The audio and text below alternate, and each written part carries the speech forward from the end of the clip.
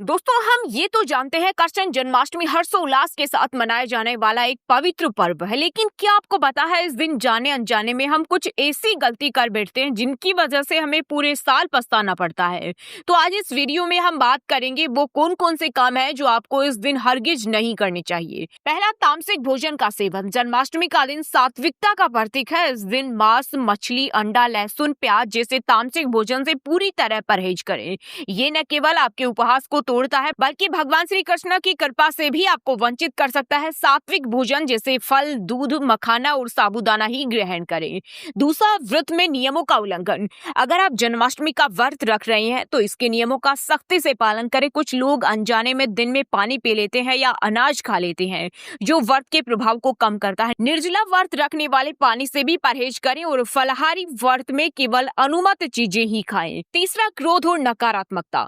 श्री कृष्ण ने गीता में कहा है कि क्रोध मनुष्य का सबसे बड़ा शत्रु है। जन्माष्टमी के दिन किसी से वाद विवाद, झगड़ा या नकारात्मक बातें करने से बचें। ये दिन प्रेम, भक्ति और शांति का है। अगर आप इस दिन क्रोध में आते हैं तो ये आपकी सकारात्मक ऊर्जा को कम कर सकता है। चौथा, पेड़ पौधों को नुकसान पहुंचाना।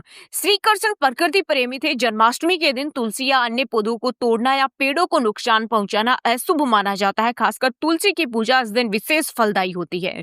तुलसी के पत्ते बिना पूजा के न तोड़ें। पांचवा, रात में देर तक जागना। जन्माष्टमी की रात भगवान श्री कृष्ण के जन्म के समय तक जागरण करना शुभ है, लेकिन इसका मतलब पार्टी करना या बेकार की गतिविधियों में समय बर्बाद करना नहीं। इस रात को भजन, कीर्तन और ध्यान में बिताएं। गलत कारणों से देर तक जागना आपकी भक्ति को कमजोर कर सकता है।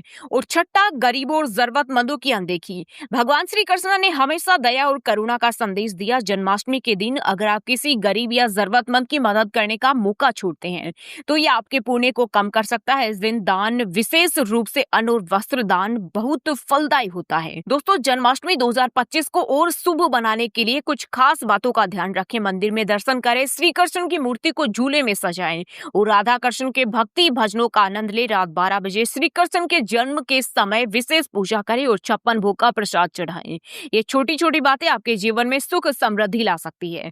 तो दोस्तों, ये थे वो काम जो जन्माष्टमी 2025 यानी 16 अगस्त को आपको भूल कर भी नहीं करने चाहिए। इन गलतियों से बचकर आप इस पवित्र दिन का पूरा लाभ उठा सकते हैं और श्री कृष्ण की कृपा आप पर हमेशा बनी रहेगी। अगर आपको ये जानकारी पसंद आई तो वीडियो को लाइक करें, अपने दोस्तों और परिवार के साथ शेयर करें और हमारे चैनल को सब्सक्राइब करना न भूलें। बेल आइकन दबाएं ताकि आपको ऐसे ही रोचक और उपयोगी जानकारी सबसे पहले मिले। जय श्री कृष्ण।